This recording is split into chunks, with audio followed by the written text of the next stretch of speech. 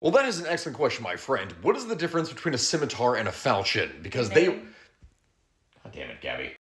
Well, it is true that both the scimitar and the falchion are single-handed, one-sided curved blades. They have completely different purposes and were used by very different groups of people for different means. Scimitars, as we think of it, are the classic archetype of what we would associate with a Middle Eastern sword, if you will. It is going to sound annoying, but many different people use the word scimitar interchangeably, like they could be talking about the Iranian shamshir or the Turkish kilij, or pretty much any type of Eastern blade. So the scimitar itself can refer to a number of different blades, but in comparison to the falchion, they were longer, they were thinner, and they typically had a much more defined point.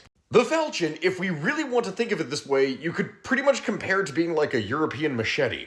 Like, this sword was typically much shorter, it had a much wider blade in the first place, and simultaneously the point at the end of it could be more rounded or just more broad. It wasn't something that typically tapered into a very fine point. There's a lot of debate from different historians in history, but one of the things that is thought is that from the 13th to the 16th century, because of the lesser or lower quality materials that could typically be required for a falchion, that this was a perfect sidearm for peasant warriors.